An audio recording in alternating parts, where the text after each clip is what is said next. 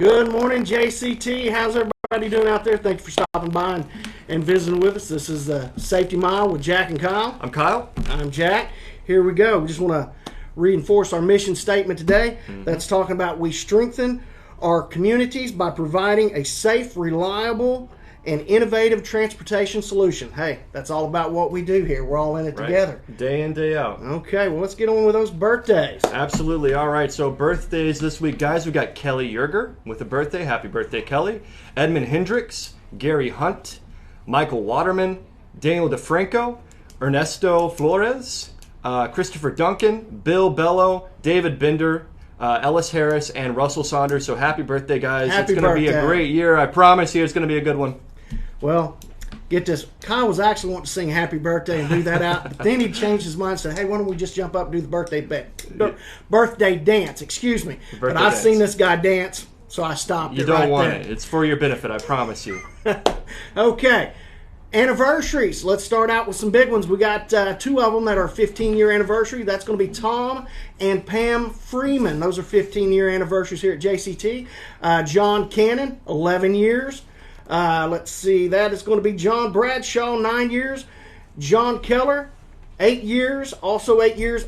Vince Kellerman. Hey, All right. Vince getting there. Philip Nunez, 7 years. Albert Carpenter, that's going to be 5 years. Elton Anthony, well, that's Elton and Bunny. You can't. That's a pair. Hand in hand right there. Got them together. They're 4 years, and man, they've already paid off one truck. All right, they're on their way. That's crazy. They're doing awesome. Okay, also Ricky for what is that? Farley. Sorry, having trouble reading this morning. My contacts are messing up on me. Yeah. Ricky Farley, 4 years. Mark Munson, also 4 years. Howard Dendor, 3. This time he's a rehire. He's actually been here a few more years than that. And then Stephen Tate, 2 years. Happy anniversary, guys. Thank you so much for all your hard work and dedication and what you do for us there. Yeah, thanks for sticking around. All right. Kyle, Hey, guys. what you got for us today? So today I kind of wanted to talk about risk management and kind of everything that entails. But really, I just wanted to start with a story of my life. I'm not a truck driver or anything, but I feel like this can kind of apply to out there on the road because I did get a ticket. I got a ticket pretty recently. It was a big bummer because I had a Wait a minute. You got a ticket recently? As in the last 4 months or so. Within the that's pretty and you didn't say nothing to any of us. Well, I was keeping that under my hat. I wanted to, Those are good stories. I don't like missing out on those. I was ashamed. I'll just say that. So I was driving down the road and I was at an intersection at a stoplight, and it was a red light. There was no left turn, yellow, green arrow. It was just a green light, to proceed with caution. So I was stopped there. It turned green, and there was traffic coming the other way. However, it was far enough that if I really kind of put the gas on, I could make it through, and it wouldn't be a big deal. I knew I wasn't close to getting in an accident or anything. So I was like, sure, I'm just going to go for it. I need to get home. I'm tired of driving. So I hit the gas, I take the left turn, and I'm on my way, and sure enough, one of the cars that was coming the other direction takes a sharp right turn and gets right behind me, and I'm like, you guys all know how it feels where you're looking at your mirrors, you're like, this is not good, and they're pulling up. It was nighttime, and they were pulled up really close to me, so I was like, this is rather gonna be, I don't know, this is just a jerk, or this is a police officer. And sure enough, it was a police officer. They pulled me over, and they gave me a ticket for an expired tag. So I was being a little irresponsible in more than one way. And how I want to relate this to you is So, wait a minute. Yeah, okay. So you got a ticket for an expired tag. I Yeah. get that. That kind of happens sometimes. Sure. We forget. Yeah. Okay, you're not supposed to, but Right. you did. Yeah. Okay. So, but what got the officer's attention? Would it be your excessive acceleration Yeah, well, that got his attention, that had him looking at you to begin with? Exactly. It was it was me shooting the gap, I was willing to hey, maybe I can get through this. It'll, it's not maybe the safest maneuver, but I can definitely do this. And so I did it, and it resulted in me getting pulled over and me getting a ticket. And it was like I had a perfect clean record before that, so it was like especially kind of heartbreaking to me. But I mean, all of that to say is like, whenever you're out there on the road, it doesn't take a lot to get attention from police officers. And the way I kind of look at it is, I don't know if you guys have ever heard of the broken window theory, but it like Mayor Giuliani up in New York City, whenever he was the mayor there, he used that to clean up a lot of crime up there by cracking down on the small crimes, to kind of like promote a better kind of environment of safety or lawfulness, I should say. There you go. Now, you could question the ethics of it or whatnot, but the result was that crime did in fact get cleaned up. Now, all that's to say is like the officer saw me take a kind of reckless action, and in his mind, I'm sure he was like, well, if this guy's doing this, he's willing to risk this, I'm sure there's something going on here that he is not taking care of. And sure enough, he found that I had an expired tag, so I got a ticket. What I mean to say to you guys is, like, if you are kind of like pushing the envelope, pushing the button as far as like what you can do out on the road, you're going to draw attention to yourself, and you're going to bring into question, okay, if this guy's going to do this, is he also maybe not adjusting his brakes, or maybe those lines are chafed, or maybe those tires are pretty flat. And again, you guys are a target anyways, so the more kind of recklessness you guys have, the more kind of like you got a neon sign over your, I mean, in the case of a lot of the trucks out there, literally they're orange, and they got like little or neon design on them, so you're like literally a neon sign. You're drawing attention to yourself, and you want to avoid that, because any sort of situation you put yourself in where you could potentially get pulled over is a potential ticket. And you just want to reduce that risk as much as possible, which comes back to risk management. Manage how often you are doing those risky maneuvers. Really, are you going to cut down too much time? Like, I could have been home literally 10 seconds after that. If I had just waited for the police officer to pass me and gone by, I wouldn't have got a ticket. But I didn't do that, and obviously I'm telling that story today. So all that's to say, just make sure you're not pushing any sort of button. You are just keeping it nice and cool out there, and you're not doing any risky maneuvers that could potentially get you an expired tag ticket. So that's all I got. Patience is a virtue. Patience is a virtue, there you for sure. Go. Okay, guys, I'm just going to expound a little bit on what we talked about last week with Richard Stocking about the all-in to win. That's kind of the safety idea that's for all of us, and that's everyone through the office. I don't care what department it is, HR, billing, compliance, operations, driver leaders, safety, orientation. I don't care if we're talking about the shop, the trailer techs, the truck techs, it doesn't matter.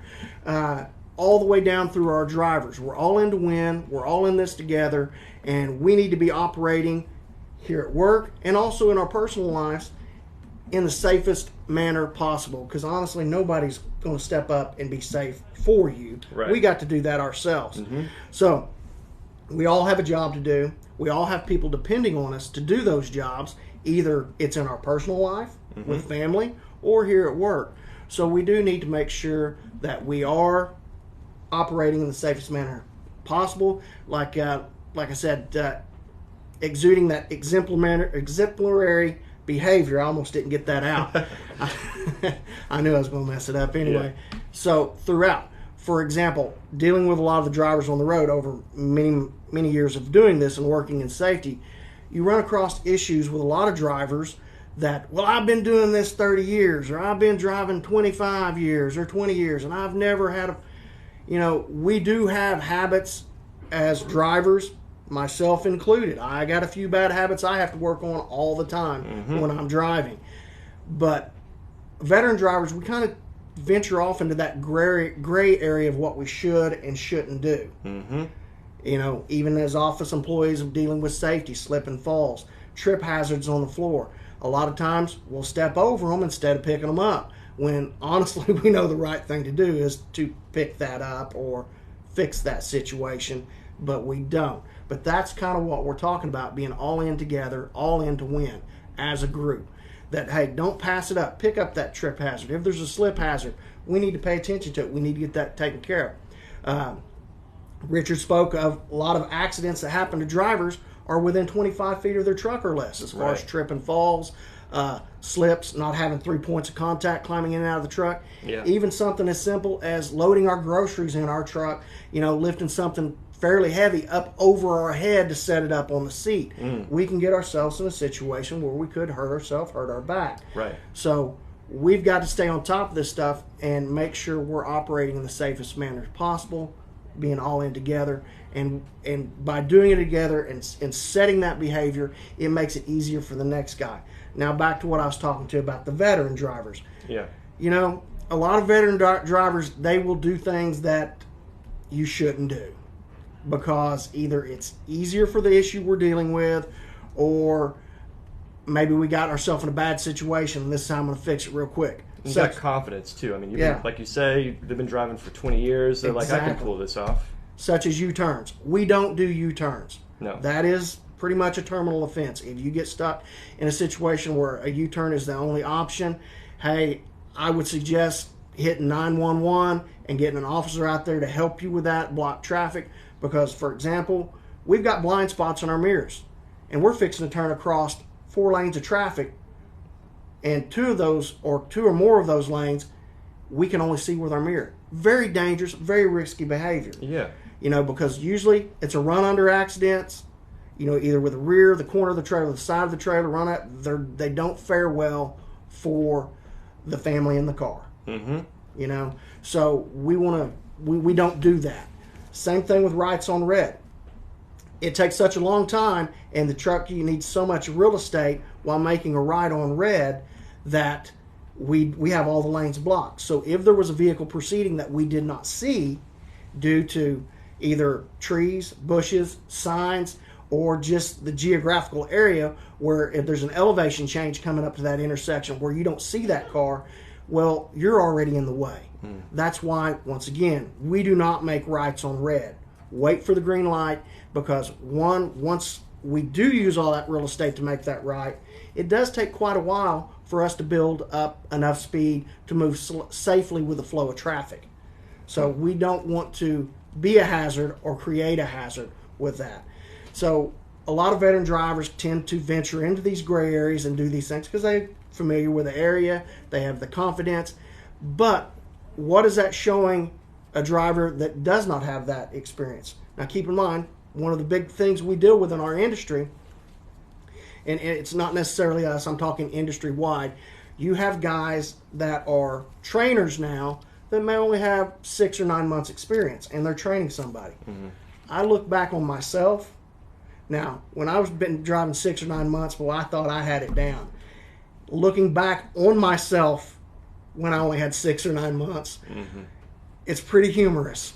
I really got to laugh at myself, and in some ways, I'm kind of embarrassed by some of my actions that I did at that time in my career with the knowledge I have now.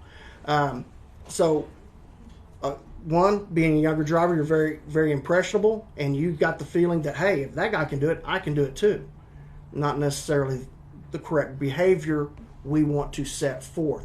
So for our older drivers, I really want to make sure that you guys understand that the things we do out on the road, somebody's always watching, and by somebody else thinking they can do those things, they're putting themselves or somebody else in harm's way. I know a lot of times we talk about cars and we call them four-wheelers.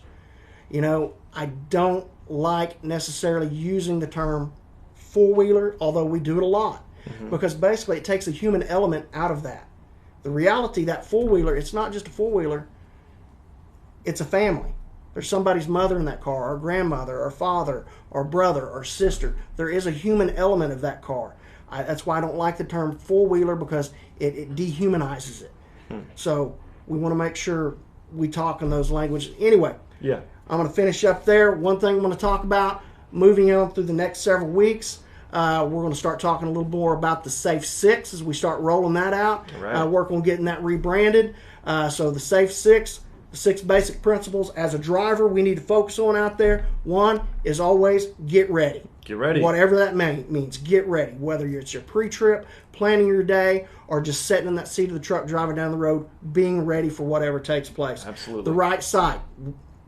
We got to have the proper lead time for what we're doing as a driver. And then, of course, the right speed. We need to be traveling at the correct speed at all times for whatever the weather condition or whatever the weather condition is, or road conditions, whatever.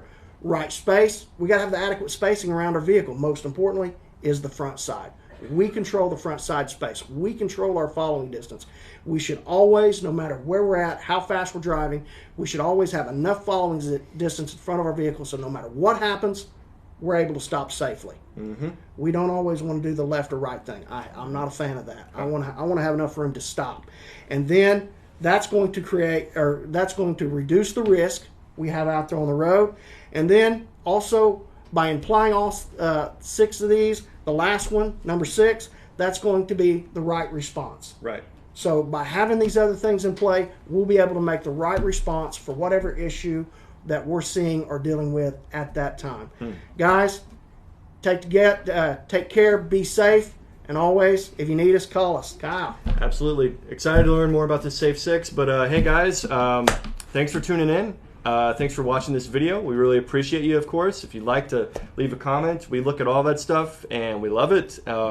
So again, I really appreciate you guys, and we hope to see you next week. All right, see ya. Thanks again, Adam.